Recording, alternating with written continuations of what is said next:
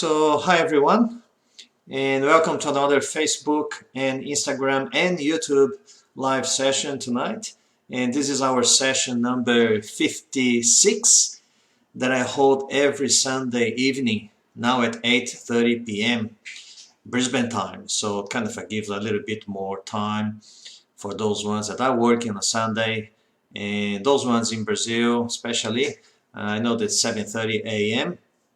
but at least it's a little bit later. Yeah, it used to be like 6 a.m. in Brazil. So 7:30 a.m. in Brazil. If you guys wake up to participate in the live session, I really appreciate your efforts.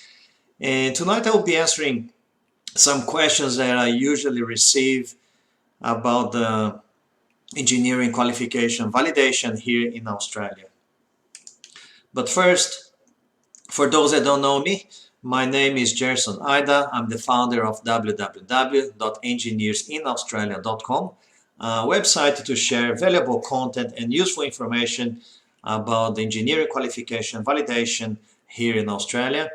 And also I share other information about engineering stuff like workplace health and safety, about environmental management. I've got a special series that I like to talk about, which is how to get a professional job here in Australia as well, because I feel that a lot of engineers, they struggle to get a job here in Australia, and I like to share my experience, my own experience when I got my jobs and my promotions, and also my experience as a panel member when I am recruiting engineers and project managers. So, and if you stay until the end, I will give you my free ebook. I don't know if you had a chance to read my ebook, but I wrote an ebook about the 10 challenges that most overseas engineers they face when they arrive here in Australia. Those 10 challenges, obviously, they challenges that I faced and I felt. And I wrote this short ebook. It's just kind of a 35 pages with those 10 challenges. So if you're coming to Australia, if you're new to Australia, or if you are here and finding some difficulties, perhaps the information in my book can help you to overcome some of those challenges. And as I said, the ebook is free. Towards the end, I'm going to give you the link so you can request your PDF. You just need to enter your email address, and the PDF is going to be sent by email. And also, I would like to invite you all to participate in my next free online workshop, Engineering Qualification Validation Workshop. It's a workshop that I hold a few times a year, and where I explain the whole process of validation, and I answer a lot of questions. I sometimes bring some guests. So towards the end, I will be giving a little bit more details about that. But before I start, I would like to know, what is your main question about the validation process? Obviously, I do these live sessions every week. This is live 56. If you think that 1 year has 52 weeks, it's been more than 1 year that I'm doing these live sessions every week. So obviously, the more interaction I get with you guys is better, because then I know what is your question, what is your doubt, and then I can answer and also prepare my contents. I'm here every week. So if you can feed me with your questions and your suggestions about future live sessions and videos that I record and publish in my YouTube channel. I don't know if you know or not, but I've got a YouTube channel. You just need to search Gerson Ida, and I've got more than 85 videos in my YouTube channel. So if you have a particular question, send me put in the comments, and I will endeavor to answer them. So let's get down to the business now. Some of the questions that I got, the most common questions, I ended up getting 40, 50, 60 questions all up, but I selected few ones that are the more recurrent ones. So the first question, which is very, very common, is what are the pathways for the validation? Obviously, the different the different ways that overseas engineers they can have to validate their engineering qualification here in Australia. Well, you got to go first to the Engineers Australia booklet, Migration Skills Assessment. And as you probably saw or not, but I will quickly summarize what's in the booklet. The booklet says that you've got 6 different pathways to be eligible to a membership here in Australia.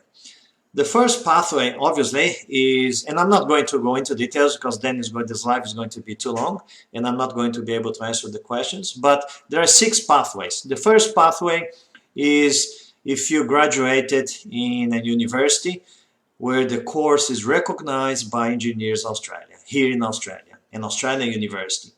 So if you graduated in an Australian university where the course is recognized by Engineers Australia, then you can pretty much go straight away and eligible to Engineers Australia membership and be recognized. The second pathway, well, the second, the third, and the fourth pathways, they are linked to what it's called International Engineering Alliance. So this International Engineering Alliance, obviously it's an alliance with a lot of countries, and they've got 3 levels of recognition. The first level, level 1, is professional engineer. Level 2 is engineering technologist. And level 3 is engineering associate. So for level 1 professional engineer, it's called Washington Accord. So there are some 25 countries that they are signatories to those to that Washington Accord. And if you graduated from a university in a course that is the country is signatory to the Washington Accord, and then there's some details about the year and etc. Full provisional or full signatory. So it's a good idea to have a look at the International Engineering Alliance website. But if you are eligible under the Washington Accord, you can then apply for professional engineering category straight away. If you are applying under engineering technologist, then under the International Engineering Alliance, you can apply under the Sydney Accord for engineering technologists. And then the Dublin Accord is for the engineering associates. So all of those 3 accords, Washington, Sydney, and Dublin, they're for professional engineers, engineering technologists, and engineering associates. So there are already the 4 pathways. The 5th pathway is actually a new pathway that was done last year with Engineers Australia, between Engineers Australia and the French Commission of Engineers. So if you graduated there and if you are registered with the French Commission of Engineers, you can then apply under the Washington Accord straight away. But majority of engineers, overseas engineers, because there's 25 countries signatories to the International Engineering Alliance, and there are more than 200 countries in the world. So majority of overseas engineers, they will have to apply under the what they call CDR, Competency Demonstration Report pathway. So, and this is, yeah, that's another question about the CDR. So majority of overseas engineers, so engineers that I know from Brazil, Argentina, Chile, Mexico, Colombia, and a lot of other countries like Portugal, Spain, a lot of the African countries, Middle Eastern countries, they all need to apply under the CDR pathway, Competency Demonstration Report. So that's the 6th pathway. So the next question, and just in the comments, just for my curiosity and for a little bit of interaction, after you heard these 6 different pathways, which pathway are you going to having to apply? So are you going to apply under pathway number 1, pathway number 2, 3, 4, 5, or 6? Let's just for me to know, put in the comments which one are you going to apply. I myself, obviously, I graduated from Brazil, the Federal University of Paraná State. So I've applied under the CDR pathway back in 2005-6. Yeah, thanks, Andre. 6-1, you're going to do CDR pathway. Sophia is going to do under pathway number 6, CDR pathway as well. Yeah. Now, thanks very much for your interaction and your participation. It certainly helps me to keep going because I know that there are some people watching, so it motivates me to keep going. So next question, it's about, and that's a very common question about job. So a lot of people, if you are looking and thinking about getting a job as an engineer, this question is for you. What is the possibility to get a job after the qualification validation?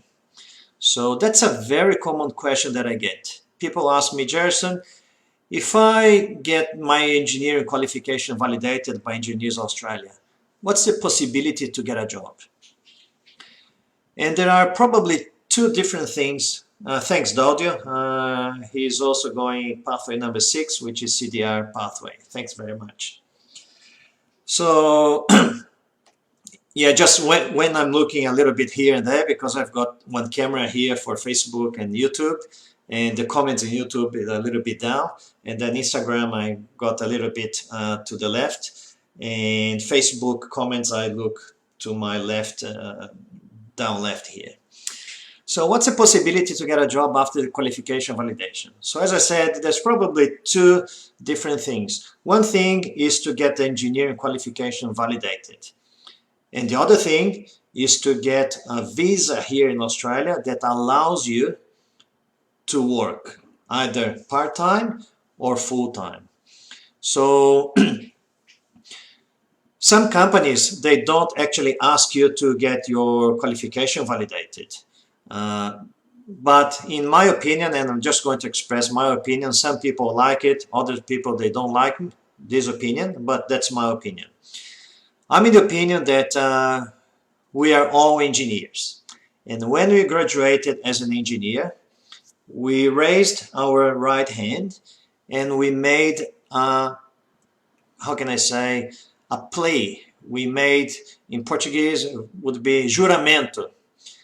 We promised that we're going to exercise or practice engineering according to the legislation, local legislation. We're going to be registered and everything else.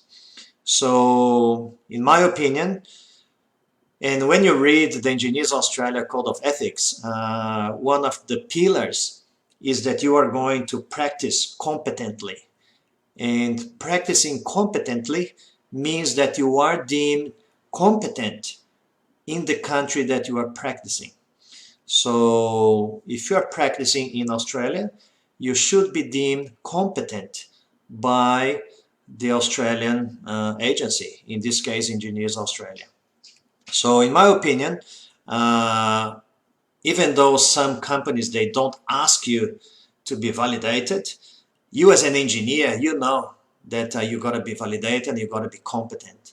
So it is a breach of the code of conduct or code of ethics of Engineers Australia if you don't let the people know, if you're trying to practice without being recognized. So that's my own opinion. People, they do whatever they want to do.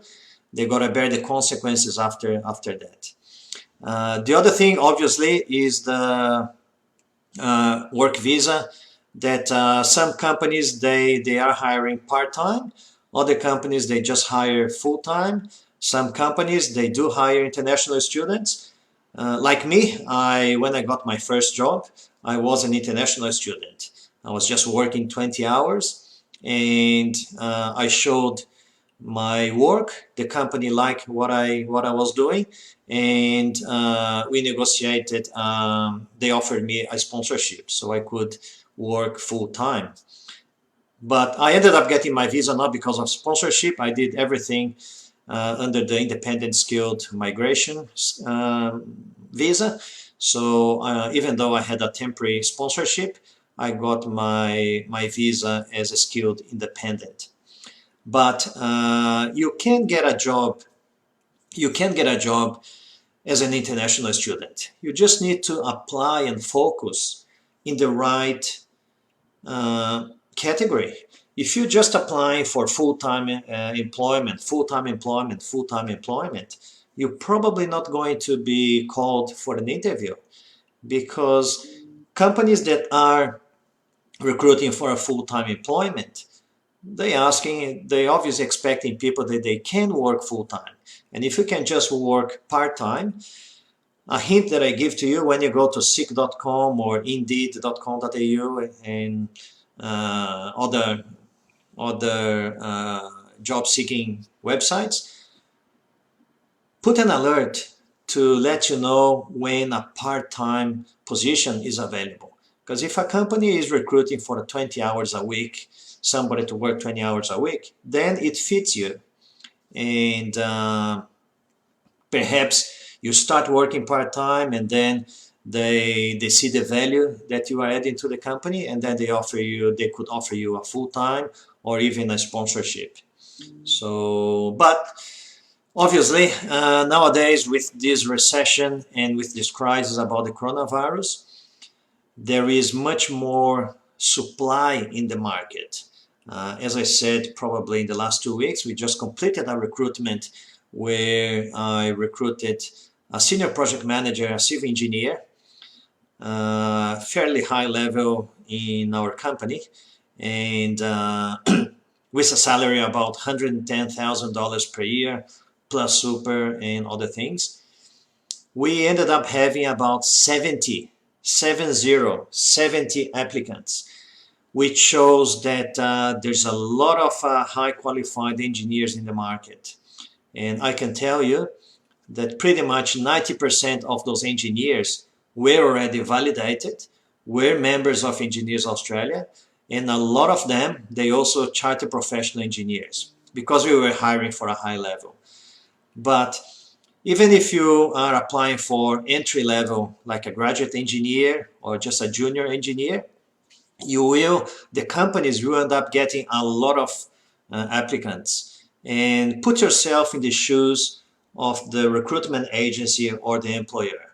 When they get a lot of curriculums or resumes, they get 50, 60, 100 resumes. So, and a lot of those engineers, they will be at the same level, same skill level. So think about if you were the recruitment agency or the recruiter. If you have people that are already validated, others that are not validated, you probably naturally are going to exclude those ones that are not validated, and you're going to have a better analysis of those ones that are already validated. So obviously, if you have your qualification validated here in Australia, it gives you an extra advantage over those engineers that they don't have their qualification validated. But certainly it is possible. Obviously, it's a little bit more difficult now, but it certainly is possible. Sorry. The other question that I got, just checking. If you guys have any question, just send in there. Another question that I got is about after you get your validation. Is there an expiry date for the Engineers Australia assessment in order to apply for a permanent residency? This question is very common, and that question comes a lot from my audience in Brazil, because they say, Jerson, but if I do the validation now, and let's assume that I get validated, but because of this crisis and everything, we're not going to be able to go to Australia, etc., etc. Is it going to expire? The letter, once you get your qualification validated, you will end up getting a letter from Engineers Australia, obviously with the date of the assessment.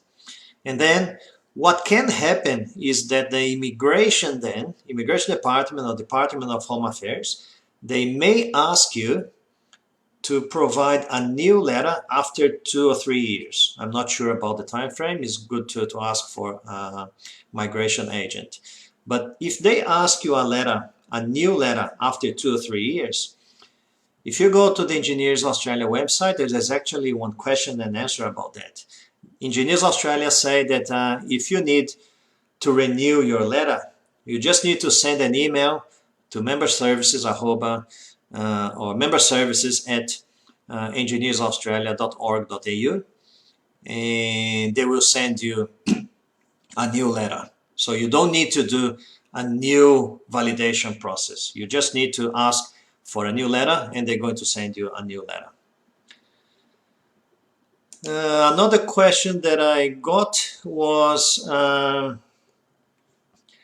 is work experience necessary for the validation process? Engineers Australia is very clear on that. You don't need work experience. The engineering qualification validation is done based on the undergraduate degree assessment. So if you are a fresh graduate from your engineering degree, you can straight away apply for the validation process, as long as obviously you can demonstrate all the 16 competencies that are required in the CDR process, or if you are applying one of the previous 5 different pathways. But work experience is not necessary.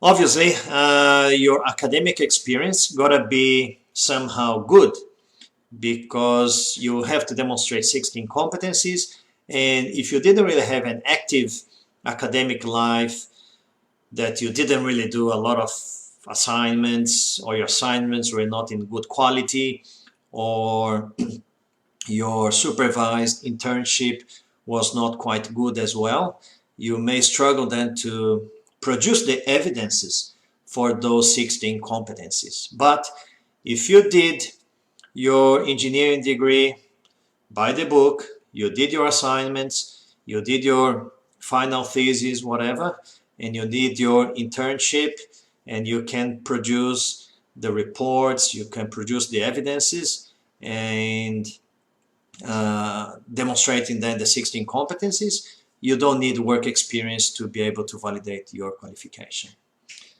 Another question that I receive quite frequently is about the cost. How much is for the validation process? I actually didn't check in this new financial year, and this information is from June, so I don't know in July if they updated or not, but I'll put a disclaimer. The figures that I'm going to mention is from Engineers Australia in June, so I don't know if they increased or not. But if you are applying for, and assuming that you are doing the pathway number 6, which is CDR pathway, Competency Demonstration Report, Engineers Australia is charging a fee of $795, excluding GST. So if you're applying here in Australia, from Australia, you have to add 10% of GST. That's just for the standard CDR assessment, which is just your documentation, your CPD, your career episodes, and your summary statement. And then if you are doing CDR, Competency Demonstration Report, plus RSEA, the Relevant Skills Employment Assessment, it's $1,155, excluding GST. So this is RSEA, which is the Relevant Skilled Employment Assessment. This is for you to ask Engineers Australia to validate your years of experience for your migration process. So your migration agent will be able to explain obviously better about this work experience validation. So it's $1,155 for the CDR plus the RSEA. And if you want to apply fast track, what is fast track? Fast track is when you pay an extra $305 plus GST, and then Engineers Australia, they will allocate an assessor much quicker. Usually, my students and some engineers that are here, they get their final assessment or final outcome after 20 days or 30 days. So, but you gotta pay an extra of $305. If you don't pay fast track, I'm hearing from people that are not paying fast track that they're getting their outcomes after 8 or 9 weeks. So it's kind of a little bit more than double the time. Another cost that is relevant, if your application is not approved, or if you're not happy with the outcome, because sometimes your application is approved, but you apply for professional engineer and they assess you as engineering technologist. So not that they didn't approve, but they didn't approve the category that you applied for. So in that case, you can apply for an informal review and you will pay $285 plus GST. So this informal review also is if you did your CDR application and if they're not happy with the content of your career episodes, if you're not happy with your CPD, your continuing professional development, or if they're not happy with your summary statement or any other documentation, if you want to appeal informally, you gotta pay $285. And after you apply for an informal review, and if you're still not happy with the outcome, you can then apply for a formal appeal, which is another $540 plus GST. So there's informal review and the formal appeal. Questions that people ask me, how long does it take? According to Engineers Australia website, the informal review is taking around 9 weeks to get back to you with the result of your informal review. And then the formal appeal, according to Engineers Australia website, is taking around 8 to 9 months to get your result. So if you're not happy and if you apply for informal and formal appeal and review and appeal, it can take up to 1 year until you get your final outcome. And the final outcome from the formal appeal is final. There's no more appeal. Obviously, you can probably go to the court, etc. But then you ended up spending a lot of money and a lot of time as well. The other question that I got about the cost is the Engineers Australia fee is by year. Here they're probably talking about the membership fee. So once you get your qualification validated, you're then eligible to become a member of Engineers Australia. So once you get your qualification validated, it doesn't mean that you are a member already. Those fees that you pay, if you pay for your CDR assessment, $795, you're paying for the assessment. You're not paying for the membership. For you to become a member of Engineers Australia, you gotta then make an application, you gotta fill the form, attach your assessment letter, pay the fee. Currently, I think is $530 per year, and you gotta pay it then every year. And not just pay the fee, but you gotta also demonstrate your CPD, around 150 hours of CPD in the last 3 years. So it is an yearly membership once you become a member of Engineers Australia.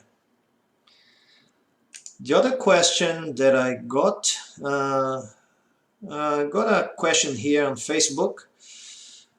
Just going to put my phone here close to the camera so I can read without being rude, looking to the side. Zaman in Facebook, thanks Zaman. He is asking the question, I got my Bachelor in Architecture and my Master's in Civil Engineering. Can I apply for validation? That's a very good question, Zaman. In terms of your Master's, depends where you did your Master's. If you did your Master's here in Australia, and if your Master's degree is a Master's that is recognized by Engineers Australia, you can become a member of Engineers Australia with your Master's. However, if you don't need for your migration skills assessment. The migration skills assessment is just based on your bachelor degree. So there are some courses here in Australia, some masters that they are recognized by Engineers Australia. You can become a member of Engineers Australia, but if you need your assessment for migration purposes, you will have to do you have to recognize your bachelor degree. And because your bachelor is in architecture, you're probably going to ask the question to Engineers Australia, but in my opinion, I think that they're going to ask you to recognize your qualification with I think is the Australian Architecture Society, I think, which is the assessment organization for architects. So that's my advice, because I actually asked this question to Engineers Australia, and they said that you can, if your master's is recognized here in Australia, then you can become a member, but for you to apply for permanent residency and migration purposes, etc., you gotta have your migration skills assessment done, and that's done using your bachelor degree. The other question I received quite frequently is about experiences. This one, he says here, I'm a civil engineer and worked implementing quality systems in a building company. Can I use this experience as career episode? Yeah, that's probably, if I can remember, this is a Brazilian civil engineer, and he was asking me this question. And my short answer is that, well, first it's going to depend on the Engineers Australia assessor, but from what I could see already, and even some experiences that I had with my own students, I had one student that she worked with similar things. She worked implementing quality systems, and she wrote this experience as her career episode, and Engineers Australia didn't accept. So she had to change the experience, and then she wrote everything as she learned in my mentoring course, and then she was approved straight away. So why is that?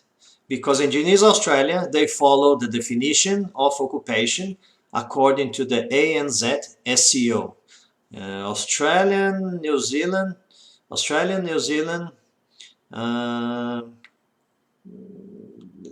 skilled competency, something. So occupation.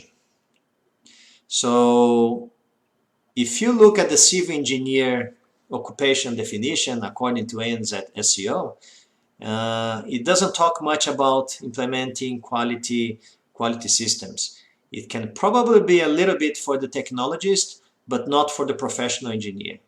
For the professional engineer, it's pretty much raw engineering. Everything about design, calculations, analysis, development of new systems, etc. So just be careful. In my mentoring course, I teach my students how best choose the experiences, because I put together a tool for that. The other experience, or the other question that I get frequently is, can I start the validation process without having minimum English test score? And that's really a very common question, actually. And I don't know if you guys participated already in my free workshop that I usually do, and that's the one that I'm doing probably August or September, I'm not quite sure yet, but actually is one mistake that I talk about. A lot of people, they tell me, oh, Gerson, I'm just going to start my validation process after I get my English score. And then I say, well, it's up to you, but in my opinion, it's a mistake. Because what I did was, I had my English already quite good when I came to Australia, but I didn't have a test score. So what I did, I started with the validation process, because it takes a lot of time, especially if you're doing by yourself.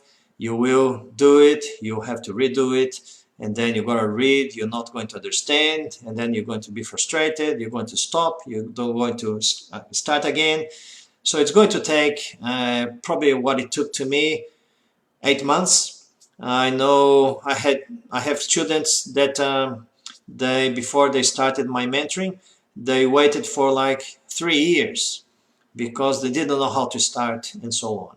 So in my opinion, you can start your validation process, organizing your documents, get information about it, start putting together the reports that you need to do. You will need to read a lot of English documents. You have to read a lot of technical specifications. You will need to have a lot of research, because when you think about your experiences, when you're writing your reports, then you're actually exercising and practicing your reading, because you're reading a lot of technical documents in English. You are listening, because you can probably listen a lot of the podcasts that they have about engineering stuff, that you can probably get the technical terminology as well. You will be practicing a lot of writing, because you will be writing your reports. So what happens is that if you start, let's say today, and then you take, let's say, 6 months until you finish everything in your validation process, all your documents and reports and everything, it's at least 6 months that you did a lot of reading, you did a lot of writing, and then you did a lot of listening. Also, obviously, I'm not an English speaker, but I do these live sessions every week. So it's an opportunity for you to have a free, at least listening, perhaps speaking when I do my Instagram live sessions, when you can interact with me. And you can hear some of the technical terminologies as well. So after 6 months of listening, reading, writing, and speaking, perhaps, your English is probably going to improve as well. So your chances to get a better English test score after the 6 months, when you prepared all your documentation, is probably a good idea. And I can tell you, majority of my students from my online mentoring program, they didn't have the English test score. And as they were developing their paperwork, their reports and everything, they ended up quite good in writing. They ended up quite good with the English terminology and technical terminologies, because they were reading a lot of technical magazines, they were reading technical standards and technical specifications. So 3 of them ended up getting good English scores, and they applied and they've been approved. I got another student that she did her PT test just 2 months ago, and she got really good scores as well. So if I was you, I would probably start with the validation process. If you have an intermediate English, you will clearly see that after 3, 4, 5 months of putting together your validation paperwork, your English will actually improve quite substantially. Another question that I got was about CPD, the Continuing Professional Development. And the question was, courses that are not directly related to civil engineering, can they be mentioned in the CPD, Continuing Professional Development? For example, Masters in Economy, Management and Industrial Engineering, Diploma of Marketing and Communication, Advanced Diploma in Leadership and Management, Graduate Diploma in Leadership and Innovation. So my straight answer is yes, you can include them in the CPD. The CPD, obviously, you've got to have some technical subjects in your CPD, technical events, technical learning events in your CPD. But those courses, even your English course that you are doing here, you can put in your CPD. In Engineers Australia, they worried about that you didn't forget that you need to keep yourself up to date with technology, with best practices. in engineering. And obviously, those soft skills like management, what else? Leadership and industrial engineering, communication, they all part of a good engineer. And actually, when you look at the Engineers Australia booklet, there are competencies that talk about, for example, written and oral communication. They talk about information management, professional use of and management of information. They talk about project management competencies as well. So even though those probably masters and advanced diplomas and other short courses, they are not directly related to engineering, but they are related to some of the competencies that you got to demonstrate. So I most certainly would include in your CPD. There's a question here in Instagram. There are some news about invitations here now. Yeah, sorry, dear Russia. I don't know if it's Diego Russia or dear Russia, but I don't know much about invitations because I'm not a registered migration agent. I don't really know about invitations. I can help with the validation process and give some assistance in terms of the validation process, but I don't really know much about the invitations. What I know is that Engineers Australia, they haven't stopped. They keep assessing applications. I've got a student that was approved back in May or June, so they are assessing normally. So, but in terms of invitations, that's probably a question for a registered migration agent. There's another question in Instagram from Daudio Souza. I worked in the quality assurance support as technician, but used to perform engineering roles. Can I use this experience in my career episodes? What sort of engineer are you, Daudio? Are you mechanical, civil, electrical? Yeah, if you can add that, if you can add that in your question, would be good. So while Daudio add, he's mechanical engineer, so quality assurance support as technician. Depends on the experience, Daudio, because as I said, we've got 16 competencies that you gotta demonstrate in your career episode. There are some competencies that you can cover: quality management, quality assurance. You can demonstrate some of the competencies. But I'll be honest with you, Daudio, if your experience, if the core experience of your career episode is going to be quality assurance,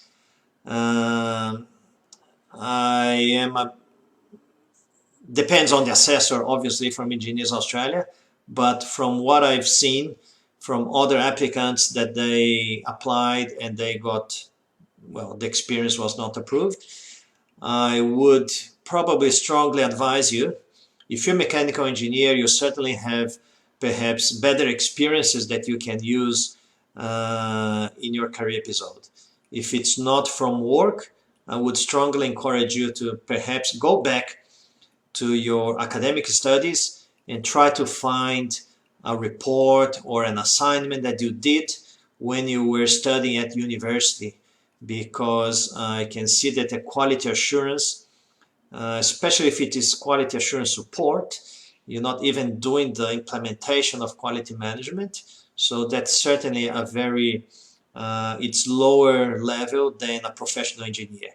So, but if you are applying for perhaps engineering associate or engineering technologist, you may be able to get this experience passed with Engineers Australia. But as a professional engineer, obviously it's Engineers Australia responsibility to assess you, but what I've seen is that you've got strong chances to be rejected in that if you use the quality assurance support.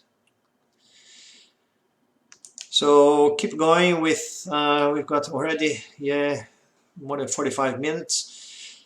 That's another question that I get very frequently. Would you help, Gerson, would you help at the end of the writing to review if the written material is in the correct Engineers Australia format? Yes, that's a very good question that I receive quite a lot. And the short answer is no. Unfortunately, I don't do review of written material. And there are a few reasons for that. I would like probably to be able to do it, but as you probably know, I work full time. I work between 50 and 60 hours a week, very busy at work there.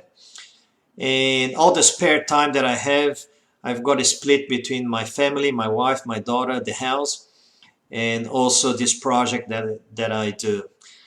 Since last year, I did a rough calculation. I spent nearly 1,500 hours of my spare time dedicated to this project in these live sessions. If you count my 85 videos in YouTube, there's a lot of videos there. I've got probably another 60 videos in Vimeo, which are private videos just for my students.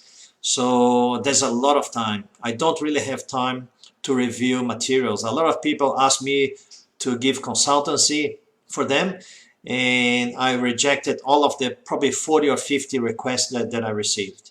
And also it can be quite expensive because unfortunately here in Australia, time is money. And if I have to read, review and everything, it's going to take between 20 and 30 hours of work. And if I have to charge that, it can cost you between $5,000 and $7,000, which in my opinion, I don't believe you should pay that money.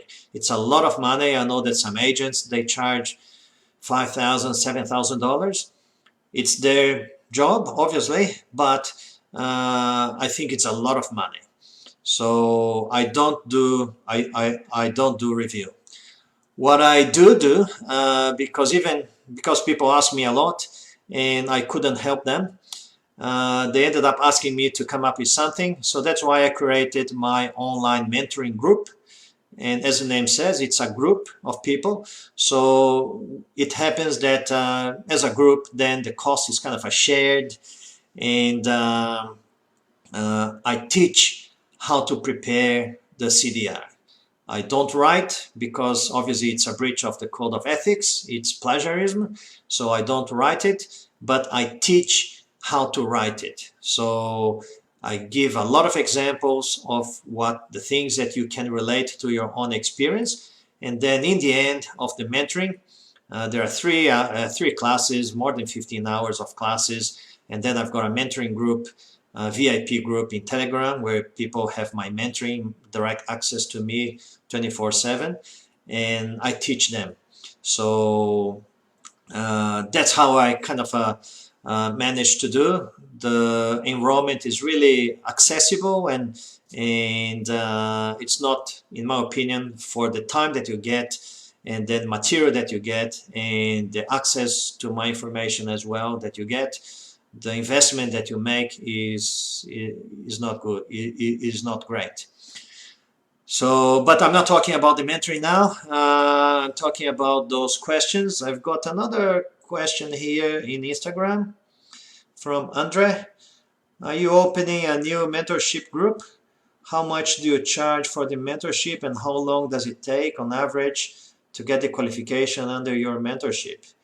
Yeah, thanks very much, Andre. And as I was saying, I just finished, actually yesterday, was the third and last class of my last mentoring group.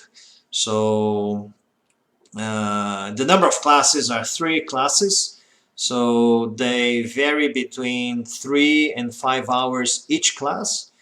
So it's a lot of content, 25 modules. There's a lot of things that I teach and I share with my students. But I'm reformatting my mentoring group. I'm planning to do, perhaps, depending on the interest, I'm planning to do another one this year. I am not sure when.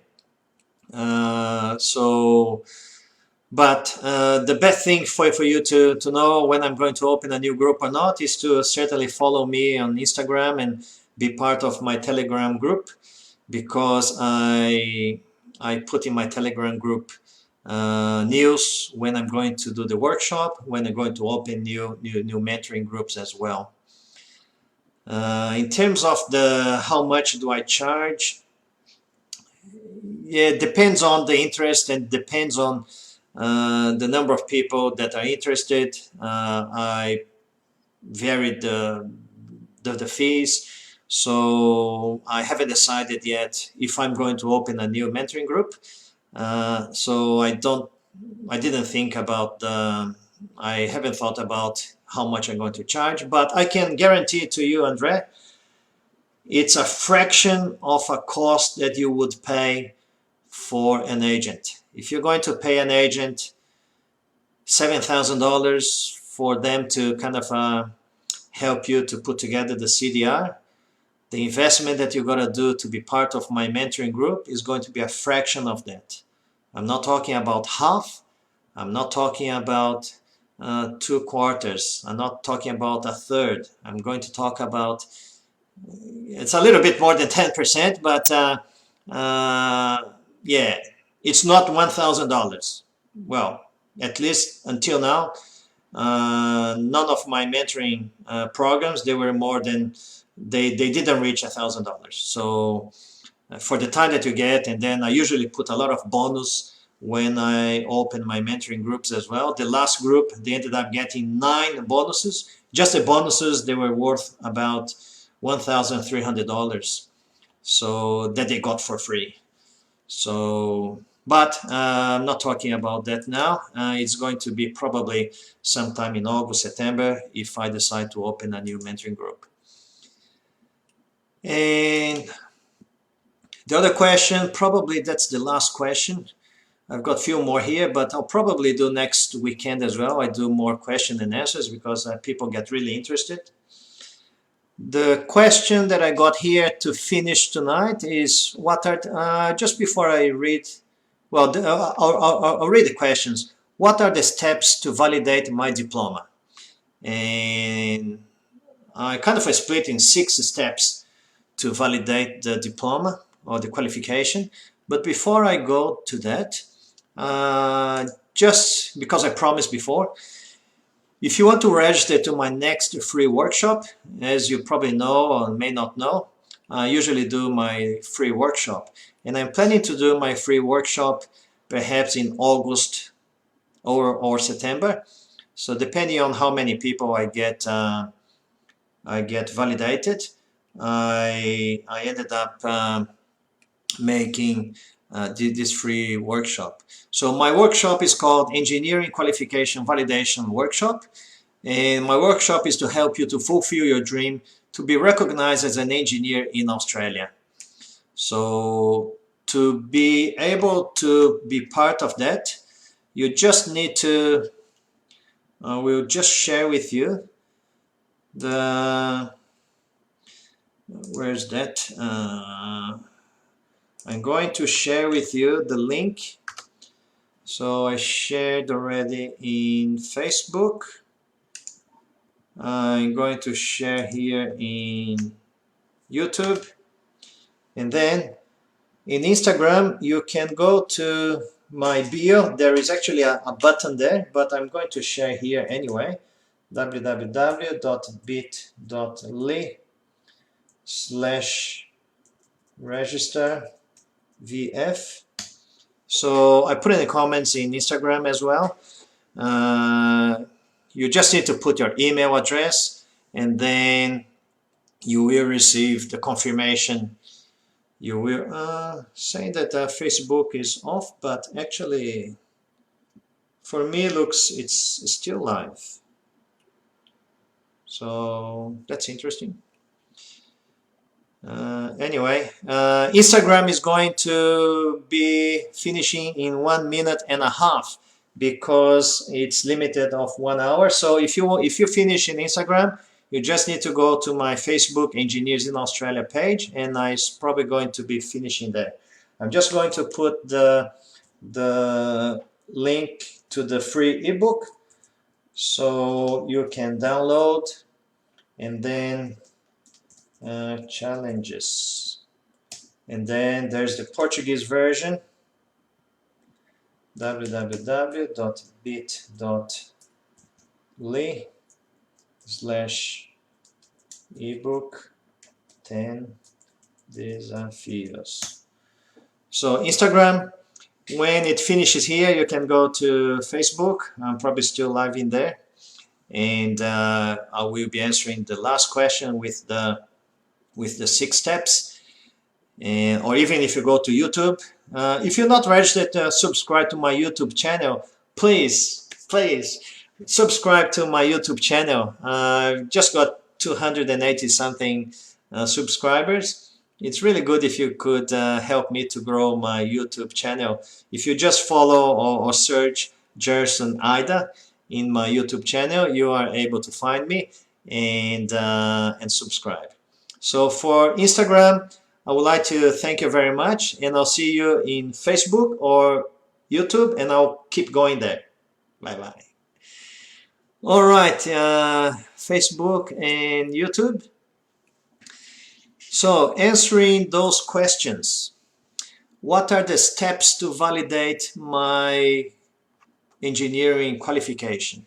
So there's actually 6 steps. The first step is your personal documentation. So personal documentation is about your ID, your passport, your photo, your curriculum. And then if you change your name, you gotta provide your document that you change your name. And also your English test. So step number 1, which is the personal data, personal information or personal documents. Probably the most difficult document is your English test score, because you gotta have those minimum scores in IELTS, TOEFL, or PTE. Step number 2 is for you to choose which category you are after, because you can be choosing the professional engineer category, the engineering technologist, or the engineering associate. So these are the 3 categories in step number 2. There's also a category called engineering manager, but that is just for migration purposes. If you are approved under the engineering manager category, you're not going to be eligible to become a member of Engineers Australia, because that's a different ANZ SEO category. It goes under the category of manager. Step number 3 is your academic documents. So your bachelor degree certificate, your academic transcript, and any other academic documents like your master's degree or PhD or graduate diploma or graduate certificate, and etc. And then the 4th step is your evidence of employment. So your reference letters. If you have worked, if you put in your resume that you've worked more than 12 months as an engineer, you gotta have your reference letter from your former employer. If you are using a work experience in your career episode, you gotta provide a reference letter as well. If you are applying for the Relevant Skilled Employment Assessment, RSEA, you also gotta provide a reference letter from your employer. Step number 5 is your reports. You've got your CPD, your continuing professional development. You got your 3 career episodes that you gotta write, and you got your summary statement report as well. So that's your 5th step. And then step number 6 is the application itself. You gotta create an ID in the Engineers Australia website, in my portal in Engineers Australia, and then you gotta upload all your documents and click the button and send everything. And obviously you gotta pay the fee. You gotta pay the fee as well. So these are in a nutshell the 6 steps. During my free workshop, I explain each step in very detail, so you understand fully what you need to do. What else? Yeah, well, I'm going to share with Facebook and YouTube the links for the ebook if you are still there, because I promised that. So I will do. So that's the English version. That's the English version there in Facebook. So that's the ebook in English. And now the ebook in Portuguese. In there. Where's YouTube? It's here. It's here, there. Yeah. Yeah, I think it went. All right. So I hope the questions and answer session was really helpful for you to assist in your journey to validate your engineer qualification in Australia. And I would like to really thank you very much for your attention and time tonight. And I will see you all next Sunday at 8:30 p.m. in our next YouTube, Instagram, and Facebook live session. Thank you very much, and I'll see you then. Bye-bye.